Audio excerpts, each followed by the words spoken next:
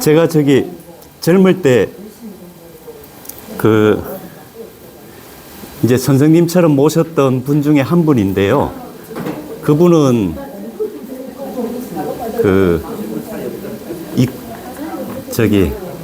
공학도시입니다. 공학도시인데 이제 불교에 심취해가지고 불교 공부를 아주 깊이 있게 하신 분인데요. 한 번은 대중법문에서 그 유클리트 기하학 그걸 얘기하시더라고요. 예. 그 유클리트 기하학 얘기하시면서 우리 사고의 밑바탕에는 이 형이상학이 깔려 있다라는 거를 이제 설명을 하시면서 우리가 수학이라는 게 뭐 굉장히 객관적이고 이럴 것 같지만 예, 형이상학의 바탕 없이는 이게 설정이다라는 걸 이제 설명을 해 주시더라고요. 입체라고 하는 게 면의 집합이라면은 입체는 그 근간이 되는 거는 평면이지 않습니까? 근데 평면이라고 하는 것은 면이라고 하는 거는 선의 집합. 그러면 면의 근간은 선이라는 거죠. 근데 선을 정의할 때 점의 연속, 점의 집합으로 얘기한다는 겁니다. 그럼 선의 근간은 점이고, 근데 점이 무엇이냐 물으면은 이거는 길이도 높이도 규정할 수 없고 위치만 있는 것, 이렇게 정의가 된답니다. 왜 그분 얘기가 그러면 이게 있다는 거냐 없다는 거냐 이게 묻더라고요. 예. 이게 존재하는 것이냐 존재하지 않는 것이냐, 위치만 있는 게, 길이도 없고 높이도 없는 게 없지만 위치만 있는 것, 그거는 존재하는 것인가 존재하지 않는 것인가 이렇게 되묻더라고요. 그러니까 이게 형이상학의 근간을 두지 않고는 수학이라는 게 설명이 되지 않는다는 걸 이제 그렇게 말씀하시더라고요. 그런 얘기 들어보니까 재밌더라고요. 이게 우리 불교에서 말하는 공을, 그러니까 이렇게 똑같이 정의해서 설명하지 않지만 맥락으로 봤을 때에 그 대승불교에서 공을 설명할 때 이런 방식으로 얘기를 하거든요. 유무중도로 해가지고 설명을 이와 같은 방식으로 전개를 해 나가거든요. 그래서 아주 유사한 면이 많더라고요. 예. 안녕하십니까. 예. 이렇게 억수같이 비가 쏟아지는데도 같이 동참해 주셔서 감사합니다. 예. 모쪼록 이 시간이 조금이라도 즐거움을 더하는, 즐거움의 보탬이 되는 그런 시간이 되었으면 좋겠습니다. 예. 그럴 수 있도록 제가 조금 노력하겠습니다. 될지 안 될지는 모르겠지만 하여튼 노력하겠습니다. 지난 시간에는 육조 해능대사의 이게 행장이죠. 예, 어떻게 깨달음을 얻게 되셨는지, 또 깨달음을 얻고 나서 본인이 어떻게 살았는지, 그리고 또 숨어 살다가 어떻게 세상의 모습을 드러내서 가르침을 펼치는 인연을 만나게 됐는지, 그 내력을 밝힌 글을 읽어봤습니다. 오늘은 그 육조 해능대사의 제자들이 상당히 많습니다. 무지무지 많습니다. 그 가운데 한 분입니다. 이 육조 해능대사의 수없이 많은 제자들 중에 한 분인데요. 이분이 아주 독특한 분입니다. 육조 해능대사의 제자이긴 한데요. 육조 해능대사 곁에서 딱 하룻밤만 머물다가 떠난 분입니다. 예. 그럼에도 불구하고 후대에 육조 해능대사의 수많은 제자들 가운데서 내노라 하는, 꼽으라 그러면 절대 빠지지 않을 만큼 중요한 제자로 거론됩니다. 그래서 요 영가 형각대사가요, 글이 많습니다. 글이 많은데 그 가운데 이제 증도가라는 노래를 지은 게 있거든요. 증도가. 그 증도가에서 한 구절 뽑아봤습니다. 교재 34쪽입니다.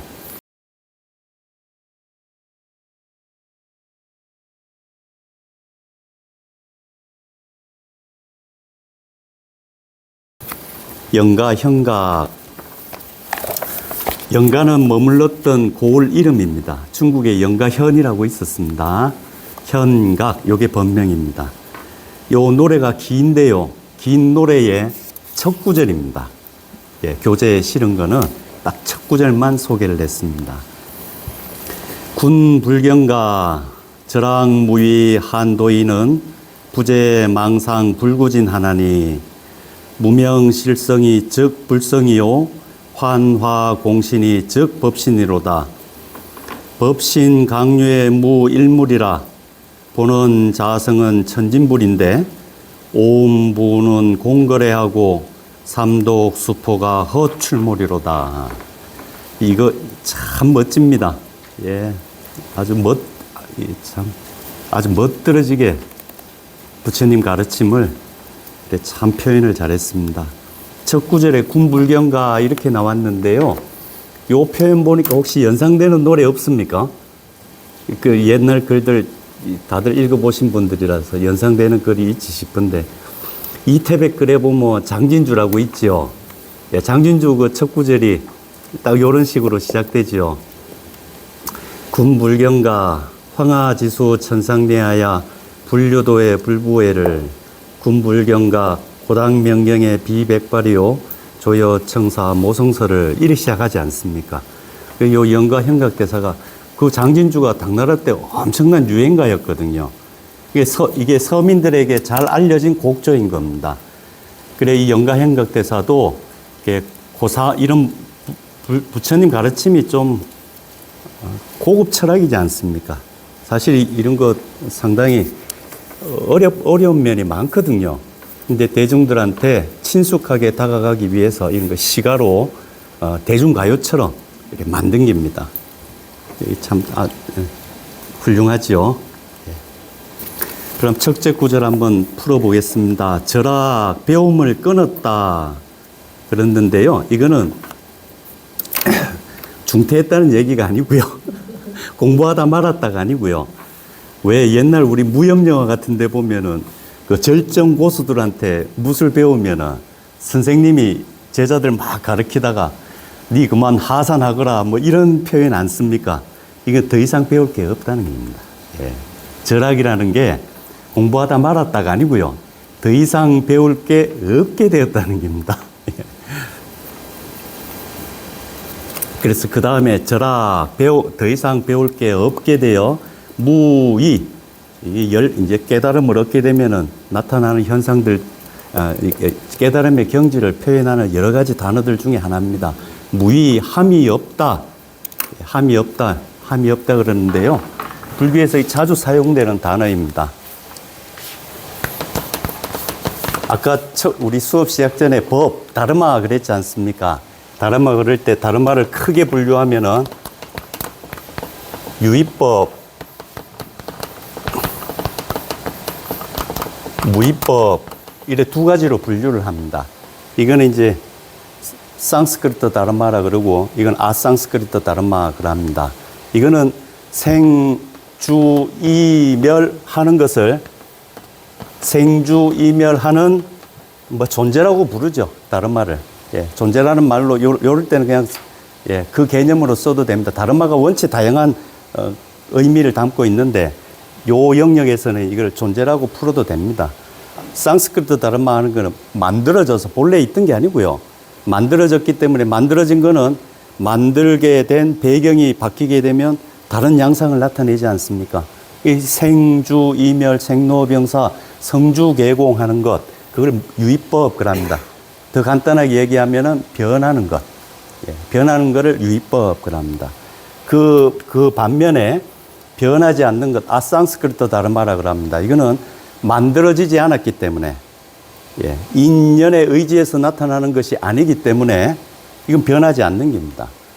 그럼 이 무의법에 여러 가지가 있는데요. 뭐 택멸무의, 비택멸무의, 허공무의 뭐 여러 가지가 있는데 이 무의법을 설하게 된 가장 큰 이유가 니르바나, 열반을 설명하기 위해서 이 무의법이라는 단어가 주로 사용됩니다. 그럼 열반이라고 하는 것, 이거 열반은 인도말 니르바나, 팔리어로는 니빠나 그러는데요. 그게 음력입니다. 예, 뜻으로 번역한 게 아니고 음으로 열반 이렇게 번역합니다. 그럼 열반이라고 하는 것은 무엇인가?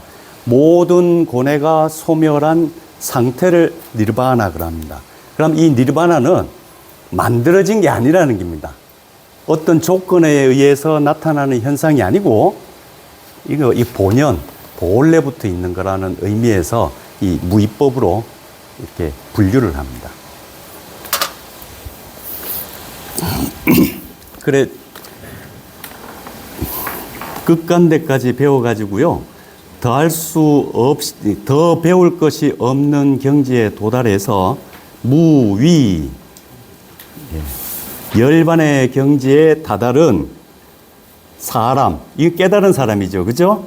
근데 그런 사람들은 어떤가? 뭐 해야 될 게 없는 겁니다. 더 이상 뭘 해야 될 게 없는 상태가 된 겁니다. 그래서 앞에다가 이런 사람을 대도인이라 그러는데 할 게 없으니까 한가롭지 않겠습니까? 이게 한자를 붙인 겁니다. 예. 더 이상 배울 것이 없게 되어 열반의 경지에 다다른 한가로운 도인은 이런 사람들은 어떻게 하는가? 부재망상 불구진하나니 망상을 없애지도 않고 불구진 참된 진리를 찾지도 않나니 어떻습니까? 이게 우리가 일반적인 상식으로 알던 거하고는 완전히 다르죠. 우리가 수행한다, 구도자다 그러면은 잘못된 거를 제거하고 참된 거를 이렇게 축적하거나 또는 획득하거나 그런 거를 이제 진리를 탐구한다, 수행한다, 그래 표현하지 않습니까?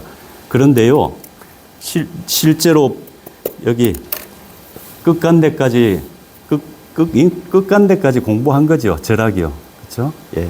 끝간대까지 공부해가지고 무의 더 이상 배울 게 없는 이런 도인이 되게 되면은요, 불교가 기본적으로 구도가 어떻게 됐나 하면 이고등락입니다. 괴로움을 벗어나서 즐거움을 얻는 것, 그 목적으로 행해지는 게 불교거든요. 예.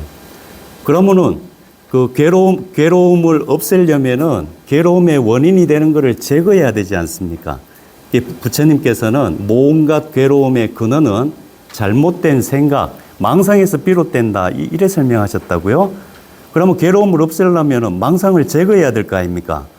그런데 그런 얘기하는 사람은 도중에 있는 사람이지. 즉 아직 열반을 못 본 사람이지, 열반을 맛보게 되면 그 어거지기로 망상 없앨 필요 없다는 겁니다. 예. 이게 선종입니다. 이게 선종입니다. 그래서 또 새롭게 지금 일어나고 있는 현상 외에 특별히 뭐 좋은 거, 특별히 참된 거, 그런 거 찾아다닐 필요도 없다는 겁니다. 예. 그래서 이런 거를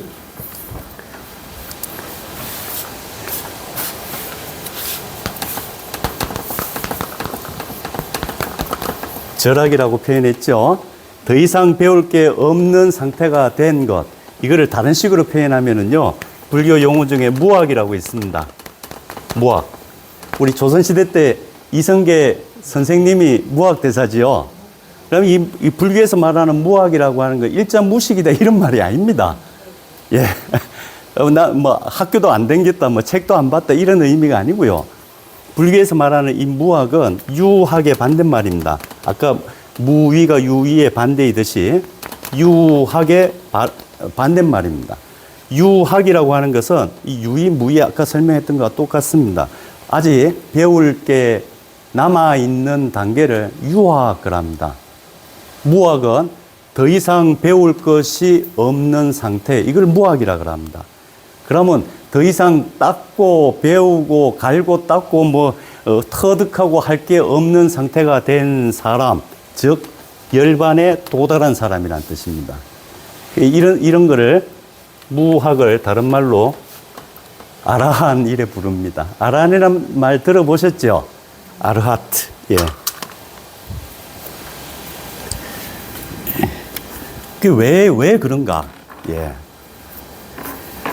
이렇게 무학의 경지에 다다라가지고 무위법을 맛본 한가로운 도인은 이거 번뇌 망상을 없애려고 노력 안 한다는 겁니다. 예. 거다가 특별한 참된 진리라든지 삐까뻔쩍한 깨달음이라든지 남들이 알지 못하는 대단한 이론이라든지 그런 거 찾는 그런 거 원하지도 않는다는 겁니다. 구하지도 않는다는 겁니다. 왜 이럴까? 그 이유를 요 밑에 줄에다가 밝혀놨습니다. 왜 그런가? 왜 그런가? 이 사람들은 뭘 깨달았기 때문에 이런 모습을 드러내는가 했을 때요. 이걸 깨달은 겁니다. 무명실성이, 즉 불성이요. 무명이라고 하는 것은 인도말 아비디아 그러는데요. 모른다는 겁니다. 존재의 실상을 모르는 것, 사실을 사실 그대로 모르는 것, 그걸 무명이라고 합니다. 예. 모르는 겁니다. 원인을 모르는 겁니다. 또 그 원인에 의해서 다음에 전개될 결과물을 모르는 겁니다. 인과를 모르는 것, 인연을 모르는 것, 연기를 모르는 것, 이걸 무명한 거랍니다. 근데 모르는데요, 모르고 있는 그것이 그대로 무명의 진실한 성품이 곧 그대로 부처님의 성품이라는 겁니다. 예. 그러면 우리 불교에서는요, 사실을 사실 그대로 모르면 그걸 중생이라 그럽니다. 그렇죠? 사실을 사실 그대로 모르게 되면은 사실을 사실 그대로 모른다는 거는 지금 말이 좀 길어지는데요. 여러 가지로 설명을 합니다. 우리 중생들은 뭘 사실을 사실 그대로 모르는가? 그게 엄청나게 다양한 방식으로 설명이 됩니다. 불교가 가진 역사가 2500년이 넘잖아요. 그러니까 아주 다양한 방식으로 중생의 무명을 풀어서 설명하는데요. 가장 기본적인 것을 소개하자 그러면 이제 초기 불교에서 중생의 무명, 뭘 제대로 무명, 밝음이 없다. 이 말은 지혜가 없다. 지혜가 없다라는 말하고 통합니다. 또 다른 식으로는 전도라고도 표현합니다. 그 반야신경에 보면은 원리 전도 몽상 이런 표현 나오죠. 전도라고 하는 것은 이 반대라는 뜻입니다. 거꾸로. 예. 이래 있으면 사람이 철봉 같은데 이래 거꾸로 매달려 있으면은 그 세상이 반대로 보이잖아요. 그렇죠? 예. 그러니까 이걸 착각을 갖다가 요 전도라고도 표현합니다. 그러면 요 전도라는 의미에서 한 걸음 더 나가면 착각한다 이거를 앞쪽에 저 첫 구절에서 말씀드렸던 이걸 망상이라고 합니다. 그러니 이게 다 의미상 일맥상통하는 용어지요. 무명이나 무지나 전도나 망상이나 일맥상통하는 단어들입니다. 그러면 이걸 설명하는 게 굉장히 다양한 방식으로 전개되는데요. 초기 불교에서 제일 많이 부처님이 거론하신 게 무엇인가? 뭘 모르는가? 무엇에 대해서 밝게 알지 못하는가? 첫 번째,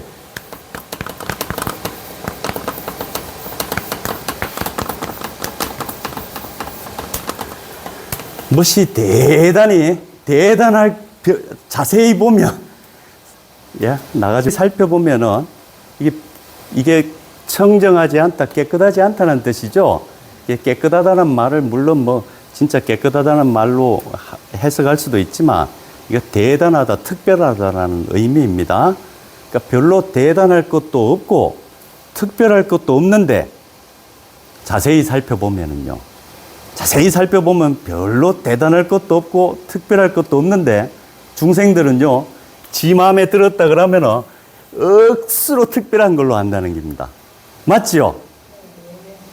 그럽니다. 예. 이거 특별합니까? 안 합니까? 이거나 우리 선생님 거기 붙어 있는 거나 똑같은 단백질 아닙니까? 그런데 여와 있으면은요, 굉장히 특별하게 여긴다는 겁니다. 예. 이게 중생들이 가진 전도 가운데 대표적인 겁니다. 또 중생들이 가지고 있는 어리석음, 제대로 사실 그대로 알지 못하는 것 가운데 대표적인 게 뭔가? 영원하지 않은데요, 영원할 것처럼 생각한다는 겁니다. 이 큰 착각이죠. 그렇죠? 또 고정된 실체가 없는데 고정된 실체가 있다고 여긴다는 겁니다. 이게 대표적인 착각입니다. 예.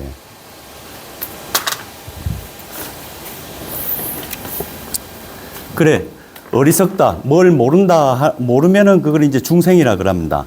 그런데 모르는 그것을 누가 모릅니까?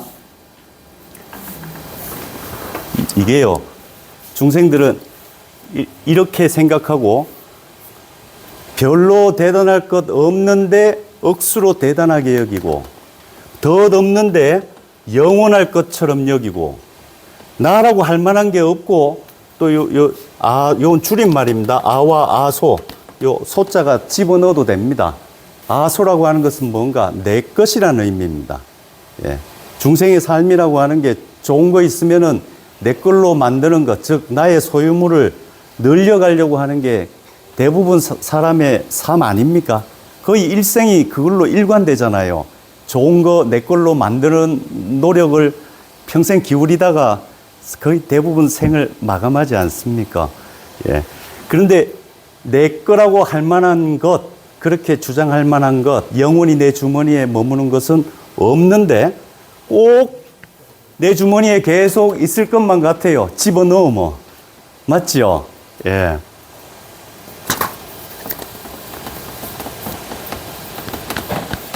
이런 망상 속에서 살아가는데요. 왜 이런 심리작용들을 일으키는가? 제대로 알지 못하고 밟지 못하고 이렇게 착각에 근거하고 자기 멋대로 이건 환상이란 뜻입니다. 망상이라는 게. 사실과 다른 생각을 하는 것, 그걸 환상이란 거랍니까? 그 생각에 근거가 되는 것을 실제 세계에서는 찾을 수 없습니다. 내 머릿속에서는 분명한데요. 이런 걸 망상이나 환상이나 마찬가지입니다. 왜 이런 환상, 망상을 일으키는가? 가만히 봤더니요, 그 근간에는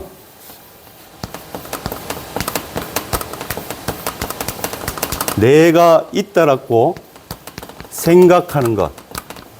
예. 이런 걸 생각한다, 본다. 그래가지고 이거를 유학연 그럽니다. 예. 대부분 중생들은 여기에서 벗어나질 못합니다. 대부분 사람들은. 내가 있다라는 이 생각에서 한 발짝도 움직이지를 안 한다는 겁니다. 예. 그래서 생각했다 그러면 내가 생각하는 겁니다. 그렇죠? 그래, 내가 있다라는 걸 근거에 두고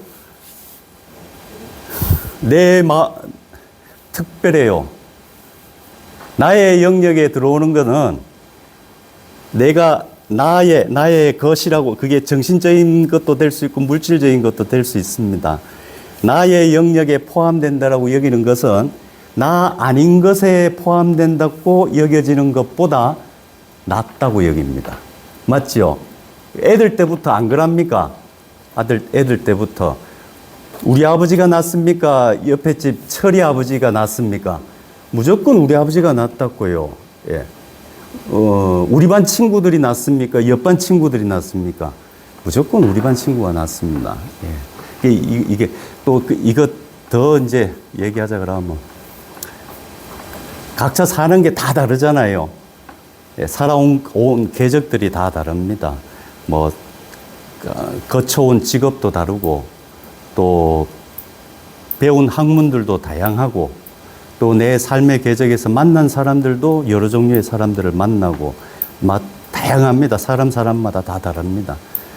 그래 이제 속으로 이 사람은 저렇게 살았고 이 사람이 이렇게 살았고 나는 이렇게 살았는데요. 누가 제일 잘 살았습니까? 누구 삶이 제일 낫습니까? 남들 많을 때는 그런 얘기 안 하는데요. 속으로는요. 내가 제일 잘났습니다. 내가 살아온 게 제일 최고고요. 예. 내가 만난 그 사람 당신은 못 만났잖아. 이러잖아요. 내가 만나지 못한 사람 그 사람 만났음에도 불구하고 내 영역에 들어온 거를 무조건 낫다고 여긴다고요. 이런 생각들. 그리고 내가 좋아하는 거는 참 그렇습니다. 꼭 영원할 것 같아요. 내 마음에 들지 않는 것에 대해서는요. 무상함을 아주 쉽게 인정합니다. 내 것이라는 영역에 들어오지 않는 것에 대해서는 무상을 아주 당연한 걸로 받아들입니다. 하지만 내 것이라는 영역에 탁 들어왔다 그러면은 이거 무상을 인정 안 합니다. 그죠? 인정 안 합니다. 예. 보살님, 한 60 넘고 70 넘으면 피부에 김이 끼는 거 당연합니까? 당연하지 않습니까? 당연합니까? 너무 얼굴에 끼는 건 당연합니다. 내 얼굴에 끼는 거는요, 이 용납이 안 된다고요. 아까 이태백의 장진주에 나오는 고당명경의 비백발이라는 구절, 그거 안 나옵니까? 예. 이게 내 영역이 들어오면 이게 허용이 안 된다고. 이게 사실인데요. 이 사실을 못 받아들이고 이쪽으로 다 생각들이 일로 빠져버린다고요. 예. 그런데 이렇게 빠져버리는 게 바로 이게 내가 있다라고 여기는 거죠. 내가 있다고 여기는 것에 바탕을 두고 일어난 생각입니다. 예. 예. 그런데요, 이런 망상이 깨닫고 보니까네, 내가 있다라고 여기고 일으켰던 이런 허망한 생각들, 번뇌만 주렁주렁 일으키는 이 생각들도 그 밑바탕을 곰곰이 들여다봤더니 부처님의 성품하고 똑같더라는 겁니다. 이게 부처님 마음하고 틀리지가 않더라는 겁니다. 예. 우리는 부처님 마음 따로 있고 중생 마음 따로 있다라고 여기는데 이게 아직 유학의 단계, 배우고 있는 단계, 유의의 단계, 무언가 하고 있는 단계에서 하는 말들이지 궁극, 열반에 도달해 봤더니 내동 그게 그거더라는 겁니다. 예. 이걸 이제 영가형각께서 이렇게 표현한 거죠. 그래서 어리석음인 줄 알면 그게 깨달음입니다. 망상이 망상인 줄 알면 그게 깨달음이라고요. 근데 사람들은 망상이라고 말은 하지만 망상이라고 알고 있는 그 생각은 망상입니까? 좋은 진짜 생각입니까? 망상이라는 건 쓸데없다는 의미하고도 통하죠. 망이라는 게요. 그렇죠? 야, 내가 어제 하루 종일 머리 싸매고 고민했는데 그게 몽땅 쓸데없는 생각이네라고 자각하는 일들 있으십니까? 없습니까? 있죠? 와, 내가 그럴 때예요. 하루 종일 쓸데없는 생각했네. 내가 대찌 고민했네. 그러잖아요. 맞죠? 그러면은 어제 하루 종일 한 생각, 그것 말고 오늘 아침에 그런 생각들이 쓸데없는 생각이라고 한 생각, 이거는 진짜입니까? 쓸데없는 겁니까? 만일 어제 한 생각들이 몽땅 쓸데없는 거라고 진짜로 깨달았다 그러면 지금 일으키는 생각도 쓸데없는 생각의 하나라는 게 번뜩 알아차려집니다. 근데 대부분 사람들은 어떤가? 어제 한 생각들은 쓸데없는 생각이고 어제 한 생각이 쓸데없다고 알아차린 이 생각은 진짜다 이라 여긴다는 겁니다. 예. 이런 걸 간택이라 그럽니다. 간택이라고 하는 건 뭔가 하나 버리고 하나 취하는 겁니다. 예. 중생들 왜 이런 행동을 반복할까요? 하나 버리고 하나 취하고 이 영역에서 다시 맴도는 겁니다. 맞죠? 예. 다 어디서 비롯되는가? 유아견에서 비롯됩니다. 예. 근데 이게 탁 깨져버리게 되면 생각이라는 게 인연 따라 일어날 뿐인 줄 안다 그러면 거기에 집착했을 때 망상이지 집착하지 않으면 인연 따라 일어나는 흐름일 뿐이죠. 그렇죠? 그거를 몰라도 인연 따라 일어난 흐름일 뿐이고 알아차려도 인연 따라 일어난 흐름일 뿐이라는 겁니다. 예. 그래서 무명실성이 즉 불성이요 이런 표현을 썼습니다. 이런 표현은 진짜 크게 깨달은 분이 아니라면 영가형각 대사가 대각을 한 분이 아니라면 이런 말 못합니다. 이거 꾸며가지고 못합니다. 어디 뭐 글자 책 몇 권 보고 이런 말 못 꺼냅니다. 대각한 분이니까 이런 말씀이 술술 나오지요. 화나 공신이 즉 법신이로다. 자, 중생들은 이거를 내 몸이라고 안 합니까? 맞죠? 그렇죠? 이걸 내 몸이라 그럽니다. 근데 불교에서는요, 이 몸이라는 걸 찬찬히 관찰해 보면 여기에 나라고 할 만한 게 있습니까? 없습니까? 없다라는 것을 알게 된다고요. 이렇게 알아차리는 순간에 그 이전에 이거를 나라고 여겼던 생각, 이걸 나라고 여겼던 집착, 이것이 저것보다 낫다라고 여겼던 교만이 확 무너진다고요. 그러면 그 앞전에 있던 집착과 그 교만, 이런 거는 다 헛된 망상이라는 겁니다. 헛개비에 사로잡힌 생각들이라는 겁니다. 예. 이걸 환화공신이라 그럽니다. 이거 다 유아견의 바탕을 두고 일으킨 견해들이죠. 예. 깨닫고 보니까 그런 거 다 헛개비 같은데 내가 사로잡혔던 걸 뿐이지 그런 거는 있습니까? 없습니까? 설성모사님보다 더 귀한 성재현이만의 모험은 있습니까? 없습니까? 그런 건 본래 없습니다. 본래 없다고요. 그런데 있다고 여기는 거는 무엇에 기반한 거죠? 망상에 기반한 겁니다. 그거는 망상 속에만 있는 거지 실제로는 없는 겁니다. 그래서 화나라 그런다고요. 정신 나간 놈한테는 헛개비가 거의 비죠. 이게 전제가 있다는 겁니다. 예. 막 두려움에 휩싸이거나 뭐 술에 많이 취하거나 아니면 주변에 뭐 캄캄하거나 이러면은 그 제정신이 아닌 사람한테는 헛개비가, 도깨비가 분명합니다. 그쵸? 예. 이런 유아견에 사로잡힌 사람에게는 이 분명한 거라고요. 예. 어디 헛개비입니까? 이게 분명히 나지요. 분명히 이게 낫지요. 예. 예. 분명하지요. 근데 이런 생각들이 진짜 망상이었구나. 예. 실제하지 않는 것을 실제한 것처럼 붙잡았던 것 뿐이구나라고 알아차렸다 그러면 그 알아차림의 대상이 된 이 헛개비와 같았던 이게, 그쵸? 이걸 두고 나라고 했잖아요. 그쵸? 그럼 무아 그러는데 무아라고 하는 게 어디 딴 데 가서 찾을 게 없다는 겁니다. 이걸 두고 정이라 그러고 이걸 두고 영원했으면 좋겠다. 상이라 그러고 이걸 두고 나라고 했는데요. 이거는 중생들의 견해죠. 부처님께서는 뭐라 가르쳤습니까? 부정하고 무상하고 무아라 가르쳤죠. 이걸 딴 데 가서 찾을 필요 없다는 겁니다. 어디서 찾으라는 거죠? 정신 차리고 보면 이게 곧 무아이고 이게 곧 부정이고 이게 곧 무상이라는 겁니다. 예.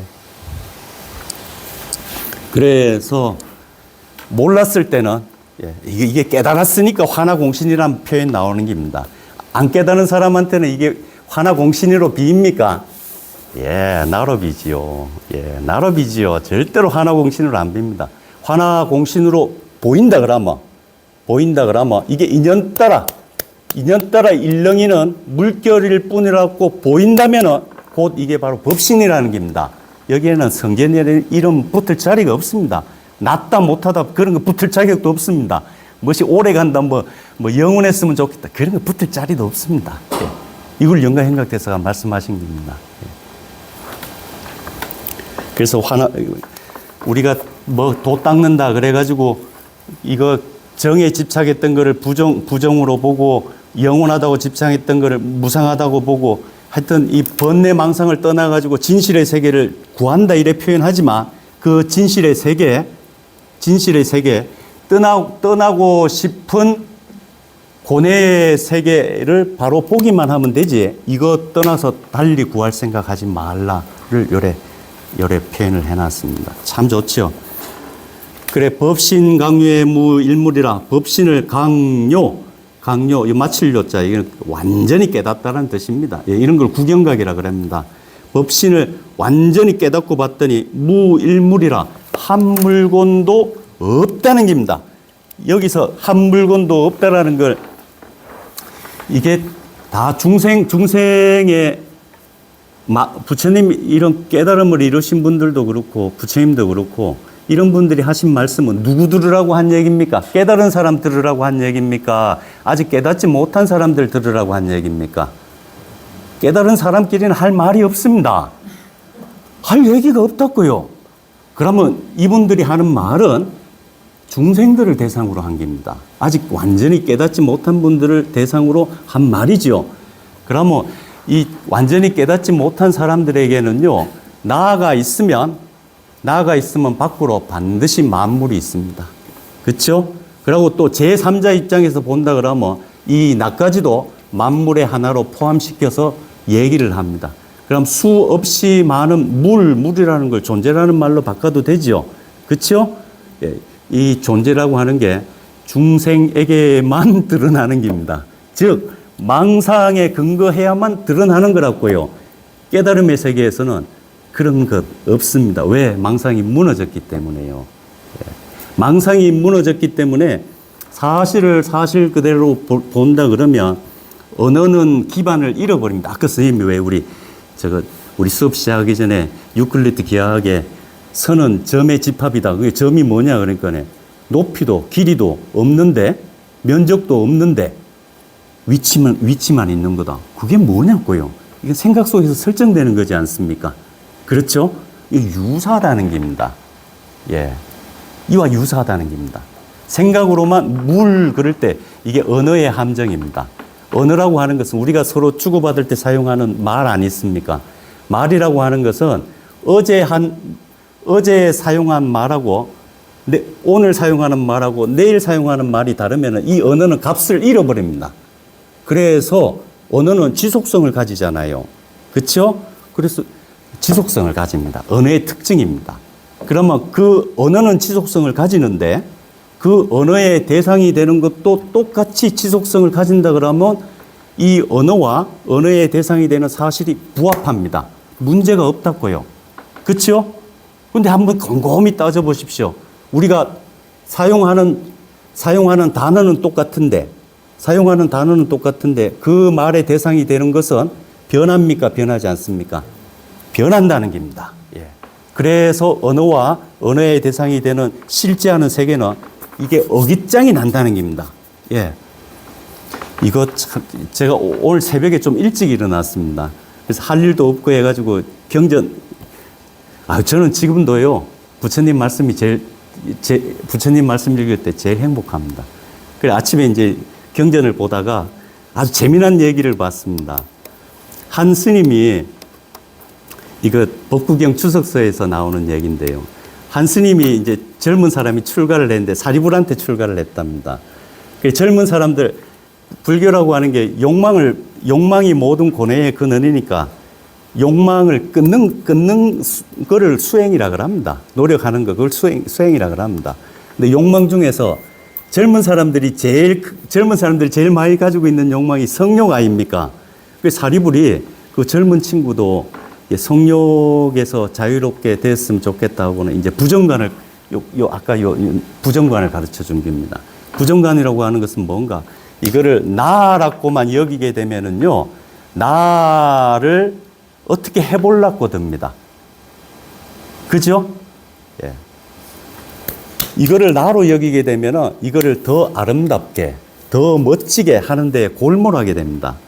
이제 부처님이 이 수행법 중에 하나인데요. 부정관이라고 하는 것은 무엇인가? 그 나라는 단어에 이 망상에 매몰되지 말고 나라고 불리고 있는 이것을 사실 그대로 관찰하도록 유도를 한다고요. 또 부정관에도 여러 가지가 있습니다. 이게 이제 소멸하는 거에 집중해서 얘기할 때는 이걸 사관이라고 합니다. 공동묘지 같은 데 가가지고 인도는 돈 많은 사람들이나 화장했습니다. 예나 지금이나. 나무값이 비싸니까요. 그래서 가난한 사람들은 그냥 천에 뚫뚫 말아가지고 그 시체 버리는 숲이 있습니다. 그 숲에다가 그냥 시체 버리고 그래 온다고요. 그럼 스님들이 그 버려진 시체 앞에 앉아가지고 수행하는 겁니다. 그럼 사람 금방 죽어서 사람 죽은 거 보셨죠? 연세들이 다 있으시니까 보셨을 겁니다. 돌아가셨을 때 이렇게 보면은 죽은 사람, 산 사람 차이 크게 납니까? 잠자는 것 같습니다. 그냥 숨만 안 쉬고 움직이지 않을 뿐입니다. 그냥 잠자는 것 같다고요. 인도는 덥잖아요. 그 앞에 앉아가지고 명상이라는 게 특별히 주제를 여러 가지로 삼지만 이제 이런 부정관, 사관할 때는 명상의 주제를 그 눈앞에 있는 대상에다가 집중하는 겁니다. 집중하고 특별한 생각을 하는 게 아니고요. 그것을 그대로 관찰하는 겁니다. 변화를 그대로 관찰하는 겁니다. 관찰하면 이거 더우니까 사람 죽으면 시퍼렇게 멍울지죠. 제가 좀 그런 걸 본 경험이 있어서 저도 봤습니다. 멍울이집니다. 그리고 사람이 이제 인도 같은 데는 더우니까 부패가 시작되는데요. 사람은 안에서부터 썩는답니다. 짐승들도 그렇죠. 죽으면 안에서부터 썩잖아요. 그래서 장부터 썩는답니다. 그래서 가스가 뻥 차고요. 이게 경전에 자세히 묘사가 되어 있습니다. 예. 그러다가 구멍구멍마다에서 진물이 흘러내리고 그러다가 부풀어진 배가 퍽 터지면서 안에 있는 썩은 물과 내장들이 밖으로 흘러내린다는 겁니다. 그러면 오만 벌레들이 확 달려들고 그래서 온갖 악취와 더불어서 살이 흘러내린다는 겁니다. 이거를 그대로 관찰하게 하는 것, 이것도 이제 부정관 중에 대표적인 방법입니다. 근데 이 방법도 있고 여러 가지가 있는데요. 또 이제 사리불이 그 비구한테 뭘 가르쳐 줬나 하면은 이걸 자꾸 우리가 나라고만 여기지, 나라고 여기고 있는 이게 구체적으로 뭔지, 그러니까 정신적인 영역은 일단 제외하고 몸을 관찰하도록 유도를 합니다. 몸을 그냥 내 몸 그러지 말고요. 이제 이거 불교에서 쓰는 방법입니다. 그냥 내 몸 이렇게 관찰하는 게 아니고 내 몸이라고 불리는 이것은 여러 가지 부위로 구성되어 있습니다. 그렇습니까? 그렇지 않습니까? 내 몸이라고 불리는 이것은 머리카락, 눈썹, 털과 같은 요 한 부류죠. 예. 또 피부, 또 눈, 귀, 코, 입, 그리고 그 안으로는 피가 흐르고 있습니다. 피부 한 겹을 싹 벗겨내면 여기 피가 흐르고 있죠. 그리고 그 안에는 근육과 살덩어리가 있고 그 사이사이에는 기름기가 껴 있습니다. 그래서 그것만 있는가? 그것 말고 우리 코 속에는 콧물이 있죠. 입에는요, 침이 흐르고 있다고요. 내장 속에는요, 아침에 뭐 잡수셨습니까? 아침에 포실포실한 구수한 밥 잡수셨죠? 그 밥이 지금은 어떤 모양새로 있을까요? 어디에 있을까요? 아침에 내가 먹은 그 밥은 포실포실한 구수한 밥인데 모양새도 하얗고요. 지금 그 밥은 내 위장 속에서 그 위산과 뒤섞여 가지고 꺼내면은 악취를 풍기는 죽과 같은 상태로 머물고 있습니다. 그게 12장 부처님이 다 얘기하신 겁니다. 내 몸이라고 부르지만 여기에는 머리카락, 피부, 손톱, 발톱, 피, 진물, 진액, 콧물, 오줌, 똥, 소장, 대장, 콩팥, 위, 그런 게 집합해 있는 것 뿐이라는 겁니다. 그것을 관찰할 때 이건 무엇이 대단한 겁니까? 대단하지 않다라는 것을 사실 그대로 깨닫게 되거든요. 그리고 이거를 사리불이 자기 제자한테 가르쳐 준 겁니다. 너도 이렇게 이제 이거 집중해가지고 이걸 수행 대상 삼아가지고 이제 수행을 해라 이렇게 가르쳐 줬는데 이 젊은 사람이요, 바보도 아니고 또 게으른 사람도 아닙니다. 또 스승인 사리불에 대한 존경심도 강한 사람입니다. 그러니까 출가를 했죠. 그런데 시켜준 대로 이 몸을 관찰하려고 하는데 안 돼요. 도무지 집중이 안 돼요. 머리카락 있고, 그래서 어쩌라고. 이런 생각이 들지. 의도했던 바, 의도했던 바는 이 몸에 대한 집착을 떼버리는 거잖아요. 욕망이 사라지는 건데 그런 현상이 안 일어나더라는 겁니다. 한 달 내내 열심히 노력해도 수행에 진전이 없는 겁니다. 내동 수행하기 전하고 똑같은 마음 상태인 거예요. 이것 보면은 구루모 있으면은 구루모 한 통 있으면은 우리 보살님 선생님 손에 먼저 바르겠습니까? 제 손에 먼저 발라주겠습니까? 구루모가 선생님 손에 있으면은요. 그거 바르지. 여는 부탁해도 들어줄까 말까 안 그렇습니까? 여전히 내 몸은 귀하고 특별하고, 그렇죠? 이것은 나고, 그 생각이 전혀 변함이 없더라는 겁니다. 좋은 거, 이쁜 건 이쁜 거고. 그래서 사리불한테 찾아와서 고백을 합니다. 선생님, 내가 노력했는데 안 됩니다. 그러니까 사리불이요, 내가 설명을 제대로 못했나 싶어가지고요, 비유까지 들어가면서 왜 내가 너한테 이런 수행을 하라고 했는지 그 이유까지 상세히 설명을 했답니다. 그러고 나서 다시 권했답니다. 그래도 물러나면 안 된다. 더 열심히 해봐라. 그래갖고 선생님이 또 권하는데 숲에 들어가가지고 또 한 달 열심히 했답니다. 또 안 되더래요. 3달을 그랬답니다. 그래, 제자가 왔는데요. 사리불이 곰곰이 생각해 보니까 혹시 내가 잘못 가르친 게 아닐까 싶더라는 겁니다.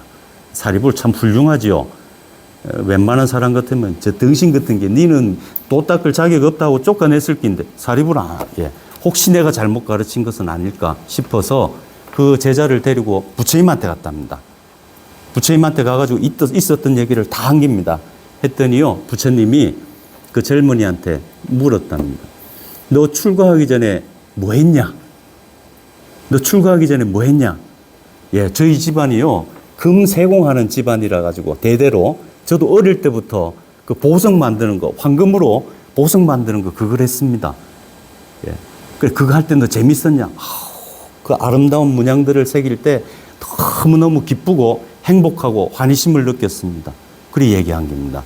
뭐 만드는 걸, 황금으로 뭐 만드는 걸 제일 좋아했냐? 그러니까 저는 연꽃 만들 때 제일 행복했습니다. 그런 겁니다.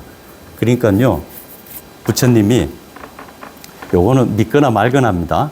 신통력으로요, 연꽃을 하나 탁 만들어가지고요, 신통력으로요, 그 비구한테 줬답니다. 근데 그 연꽃이요, 빨가 세상에 없이 아름답더랍니다. 그러니까 이 비구가 좋아가지고 난리가 난 거 아닙니까? 부처님이 선물까지 줬는데 자기가 좋아하는 걸 줬잖아요. 그래서 연꽃 한 송이를 주면서 너 여기 조용한 데 가가지고 요 연꽃을 모래에다 딱 네 앞에 모래탑을 쌓고 거기다 꽂고 요 연꽃을 바라봐라. 그러니까 자기가 좋아하는 거잖아요. 그 부처님 말씀대로 그 연못 옆에 가가지고 모래탑을 쌓고 그대로 했답니다. 그 바라보는데 이거는 저절로 집중이 되는 겁니다. 왜요? 내가 좋아하는 거니까요. 저절로 집중이 되는 겁니다. 근데 집중을 해서 진짜 어떻게 세상에 이렇게 아름다운 꽃이 있을까? 그 막 기쁨이 일어나는 겁니다. 그래 바라보다 보니까 자기도 모르게 선정에 들어갔답니다. 선정에 들어간다는 건 뭔가 환상에서 벗어나는 겁니다. 선정이라는 게 딴 게 아닙니다. 대부분 우리 중생들은요, 자기 생각에 덮어 씌어서 살아가는 상태입니다. 일상생활이 그렇습니다. 눈앞에 뭐가 자기 망상이 씌인 상태에서 대부분 살아간다고요. 선정에 든다는 게 딴 게 아닙니다. 그 망상이 벗겨지는 상태가 그게 선정이라고요. 그럼 그 선정의 상태에 들어가면 비로소 사물이 있는 그대로 관찰되게 됩니다. 그래서 지관 그러죠. 예. 그러니까 그 전에 내가 혼란스럽던 생각들 다 가라앉고 연꽃이 자기 마음에 그대로 들어온 겁니다. 그 연꽃도 내 머릿속의 연꽃이 아니고 눈앞에 있는 연꽃이요. 부처님이 준 연꽃이요. 빛깔이 그렇게 붉은 빛깔이었는데요. 그래 생기가 넘치고 세상에 둘도 없이 크고 아름다웠는데 좀 지나니까요. 고개를 팍 숙이더랍니다. 그 붉은 빛이요. 그 붉은 빛이 햇볕에 발해가지고 희득스그리해지더랍니다. 그리고는 곧 땅바닥에 두두두둑 떨어지더니 시커멓게 변하더랍니다. 비로소 무상이라는 게 이런 거구나 하고 비로소 알아차렸답니다. 그래서 이제 선정에서 깨어났는데요. 비로소 부처님이 뭘 가르쳐 주려고 했는지를 알아차린 겁니다. 기쁨이 넘칠 것 아닙니까? 근데 그 연못 옆에서 명상을 했는데 그 애들이 그 연못에 그 동네 애들이 놀러 와가지고 막 연못에 뛰어들어가고 놀다가요. 그때 이제 연못에도 연꽃이 많이 피어 있으니까 자기들 애들끼리 얘기하는데요. 야, 이 연꽃 억수로 아름답다. 이 연꽃 우리 집에 가져가자 하면서요. 그 연꽃을 막 꺾어가지고 그 못둑에다가 이렇게 갖다 놓더랍니다. 그걸 보고 이 비구가요. 크게 깨달았답니다. 크게 깨달았답니다. 그 아이들이 하는 짓이 바로 내가 했던 짓이라는 것을 깨달은 겁니다. 그 아이들이 가져가려고 했던 연꽃은 어떤 연꽃이지요? 이제 그게 이제 그 비구의 독백으로 나옵니다. 저 아이들이 집으로 가져가고자 하는 연꽃은 생기가 넘치고 이슬방울이 또로록 구르고 화려한 색깔과 매혹적인 향기를 품은 연꽃을 집으로 가져가려고 하는 겁니다. 그쵸? 그래서 꺾었는데, 꺾어서 뚝에 올려놓은 순간부터 저 연꽃은 생기를 잃고 윤택함을 잃고 향기마저 사라져 가는구나. 저 아이들은 집에 가져가고 싶던 연꽃을 가져갈 수 있을까요? 없을까요? 저 아이들은 그렇게 집에 가져가고 싶은 저 연꽃을 끝내 가져갈 수 없다. 이걸 깨달았다는 겁니다. 이건 매우 단순한 건데, 그렇죠? 예. 세상 사람들은 집에 가져갈 수 있을 거라고 생각하고 뭐 합니까? 소유하죠. 그렇죠? 예. 그 아름다움을 집에 가져갈 수 있습니까? 근데요, 이게 바로 언어의 착각이라는 겁니다. 언어의 허술한 점이라는 겁니다. 애들은 그 집에다가 그 들고 갔어요. 꺾은 연꽃을 가져갔어요. 그러면 언어로 표현하면은 애들은 연꽃을 집으로 가져간 겁니까? 가져가지 않은 겁니까? 언어로만 표현하자 그러면 아이들이 연꽃을 못에서 꺾어 집으로 가져갔다라고 진술되어진다고요. 그렇죠? 이게 언어의 한계입니다. 거기서 말은 연꽃이란 말, 거기서 꺾은 연꽃과 집으로 가져간 연꽃이 꼭 같은 연꽃으로 단어는 똑같잖아요. 하지만 실제로 집까지 가져간 연꽃은 그 못에 있던 연꽃하고 같습니까? 다릅니까? 다르다는 겁니다. 예. 이게 언어의 한계입니다. 근데 그 언어에 망상 사로잡혀갖고 덮어 씌워서 사는 게 대부분 보통 사람들이라는 거죠.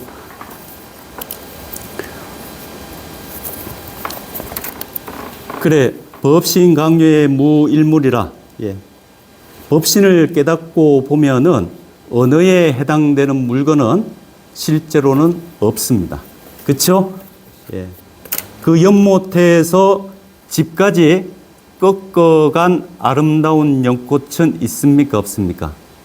아이들이 연못에서 집으로 가져간 아름다운 연꽃은 있습니까? 없습니까? 없다는 겁니다. 예. 없다는 겁니다. 본원 자성이 천진불인데 근본을 곰곰이 살펴보면은요, 멀리서 구할 필요가 없다는 거지요. 그렇죠? 멀리서 구할 필요가 없다는 겁니다. 우리가 어리석음이라고 여기는 것, 그리고 번뇌망상에서 벗어나려고 했는데 번뇌망상의 본성을 제대로 관찰하기만 하면 이게 곧 부처님의 성품이라는 겁니다. 예. 이거 허망하기 짝이 없지요. 그렇죠? 사람들 다 그럽니다. 영생을 바라지 않습니까? 예.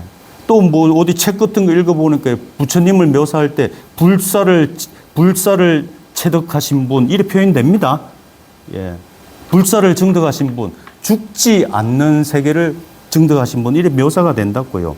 다들 영생을 바라고 그러니까 이것 말고 이렇게 허망하게 짝이 없고 쉽게 아프고 어디 쉽게 부서지고 병들고 늙고 언젠가는 무너져 버리는 이 몸 말고 뭔가 대단한 거를 가지고 싶어 하는데 그 대단한 거 딴 데서 찾을 필요 없다는 거죠.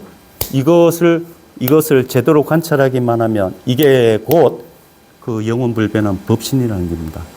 부처님도 중생 떠나가지고 찾을 필요 없고 영원한 몸도 이 무상한 몸 떠나서 다시 찾을 거 없다는 겁니다. 그대로죠. 그죠? 그런데 이렇게 제대로 관찰하기만 하면 되는데 왜 우리 중생들은 고뇌에 허덕이면서 번뇌망상 속에서 허덕이면서 맨날 죽겠다 소리만 하는 건가? 그 이유를 밑에 줄에다가 밝혔습니다. 바탕은 똑같은데요. 오음분 공거래하고 오음이라고 하면 불교에서 사용하는 단어입니다. 색수상행식을 오음이라고 합니다. 요 오음이라고 하는 건 지금 여기에서 작용하고 있는 거를 분류한 겁니다. 여기에서 뭐가 활동하고 있는가? 물질. 여기에 있다라고 할 만한 것은 물질이 있습니다. 감정이 있고, 그렇죠? 그리고 여러 가지 지각, 눈으로 보고 귀로 듣고 코로 냄새 맡고 입으로 맛보고 피부로 만지고 한 것들을 경험을 통해 가지고 이게 언어입니다. 인간만이 사용하는 언어 있죠, 그렇죠? 언어로 이미지화 시킵니다.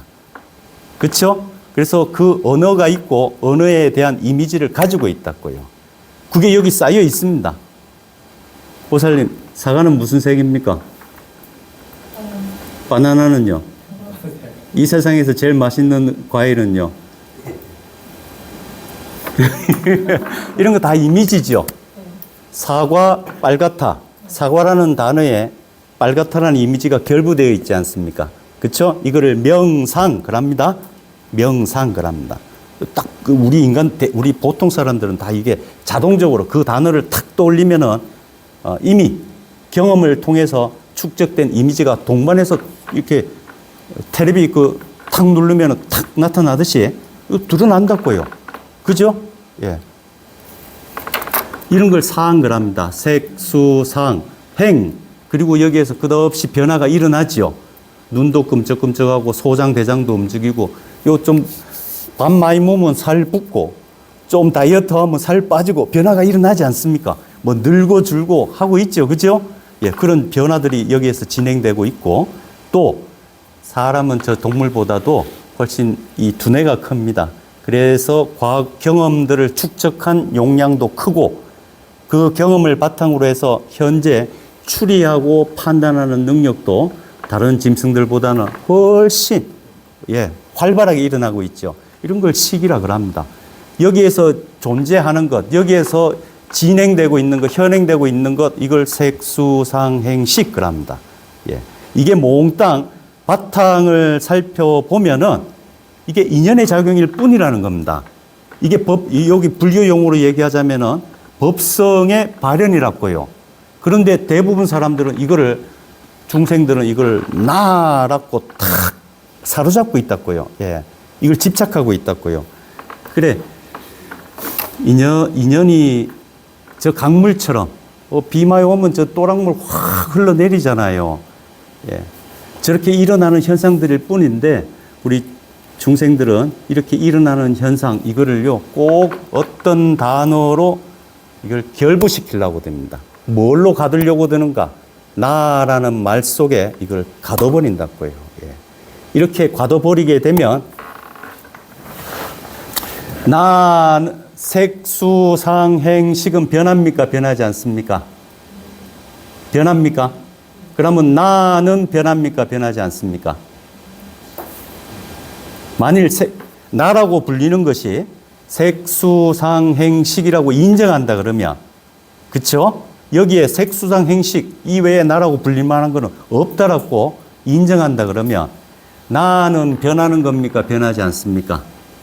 변하는 게 정상입니까? 변하지 않는 게 정상입니까? 변하는 게 정상입니까? 그쵸? 변하는 게 정상이죠. 변하도록 냅둡니까? 안 냅둔다고요.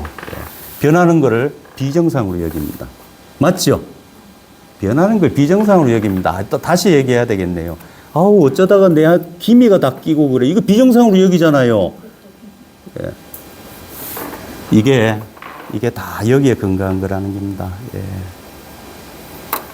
그래, 오음의 뜬구름이, 이거는요, 인연 따라, 색수상 행식은 인연 따라 만들어진 거기 때문에 인연 따라 변하는 게 정상입니다.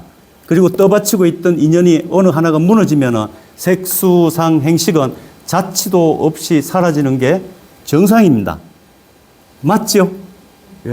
그게 비유하자면은 우리가 경험하는 이런 여러 가지 물체들 중에서 아주 쉽게 근사치로 비유를 들 만한 게 뭔가? 구름하고 똑같다는 겁니다. 구름이 그렇잖아요. 구름 어디 있다가 나왔습니까? 구름 본 적이 어딥니까? 구름에 국적이 있습니까? 자, 어디 숨었다가 나오는 거 아니잖아요. 그렇죠? 인연이 그런 조건이 되면 모습을 드러냈다가 변하다가 구름이 사라졌어요. 어디 가서 숨었습니까? 그런 말 붙을 자리가 없다고요. 그런 거는 구름의 실체를 모를 때 하는 소리죠. 맞죠? 마찬가지라는 겁니다. 색수상행식의 실체를 안다 그러면 어디로 간다, 어디서 왔다, 그런 말 붙을 자리가 없다는 겁니다. 이런 표현 참 좋죠. 그런데 모를 때, 구름의 실체를 모를 때 꼭 구름이라는 게 어릴 때 그렇잖아요. 무엇이 땡땡한 뭐가 있는 줄 알잖아요. 그럴 때 온다, 간다, 이래서 마음에 든다, 저래서 마음에 안 든다. 나는 일로 가고 싶었는데 어쩌다 보니까 일로 왔어. 이게 다 누구 때문이야? 이런 소리 한다는 겁니다. 이게 다 어리석은 생각에서 진행된 고뇌들이라는 겁니다. 예, 이런 소리 할 필요가 사라진다는 거죠. 예. 그래, 중생들은 이런 걸 모르니까 오음을 갖다가 오음인 줄 모르고 나라고 하기 때문에요. 저 뚱구름이 어디서 온다, 어디로 간다라고 말하듯이 이러고 산다는 겁니다. 또 삼독수포가 허출몰이로다. 물거품, 이거 부처님이 초기경전에서 자주 말씀하신 겁니다. 우리 색수상행식이라고 하는 것, 특히 이 색이라고 하는 것은요, 장마철에 그 막 저런 급류 흐르면은 이렇게 이래 구비진 데 같은 데는 거품이 막 생기잖아요. 그러니까 뭉치지요. 그러면 이래 크게 뭉치고 안 그럽니까? 그럼 멋이 크다란 게 있는 것 같지만 그 멋이 크다라고 단단하고 오래가는 뭐가 있습니까? 톡 건들면 촥 터져버리죠. 우리 몸이 꼭 그렇다는 겁니다.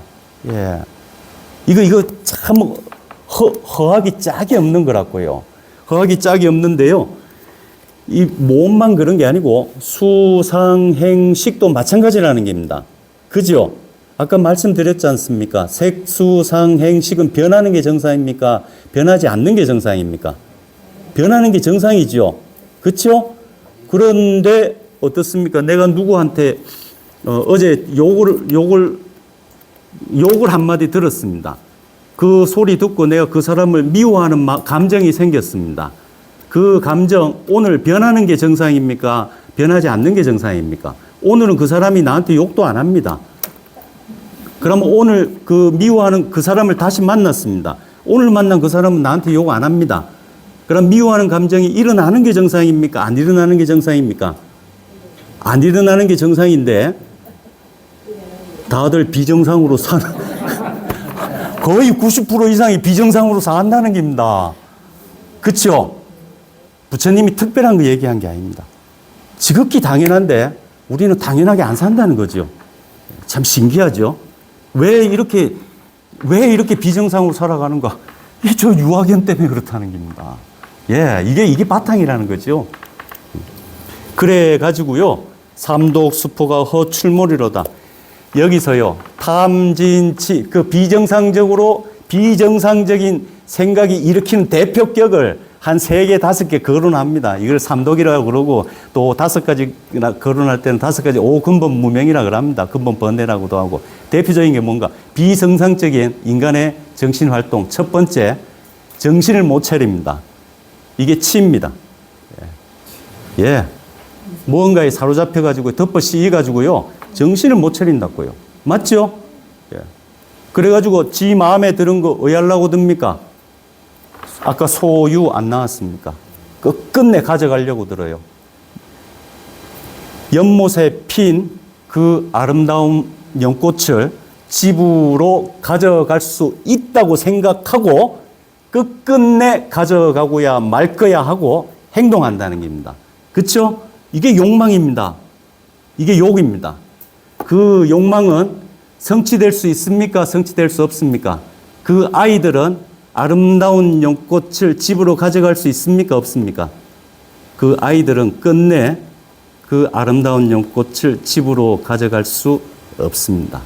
근데 아이들은 가져갈 때는 가져갈 수 있다고 여겼으니까 꺾어갈 거 아닙니까? 지 뜻대로 안 됐죠? 지 뜻대로 안 될 때 일어나는 심리현상이 분노, 진입니다. 이렇게 탐진치는 연결되어 있는 겁니다. 예. 이게요, 이 어리석음의 망상의 바탕을 두고 물거품처럼 여기서 일어나고 있는 겁니다. 예. 이것도 인연따라 일어나는 거죠. 예. 그래, 중생들이 이대로가 사실 그대로 보기만 하면, 사실 그대로 인정하고 관찰하기만 하면 아무 크게 문제될 게 없는데요. 예. 없는데 저 뜬구름과 같은 이 몸을 오온을 나라고 여기고 장마철 물거품과 같은 삼독에 휩싸여 가지고 사니 중니 하고 살아간다는 겁니다. 이걸 참 노래로 아주 기가 막히게 표현을 했습니다. 예. 같이 한번 읽어볼까요? 예. 군불경가 절왕무의 한도인은 부재망상 불구진 하나니 무명실성이 즉 불성이요 환화 공신이 즉 법신이로다. 법신 강류의 무일물이라. 보는 자성이 천진불인데 온분이 공거래하고 삼독 수포가 허출몰이로다. 예. 자. 좀 쉬었다 하겠습니다.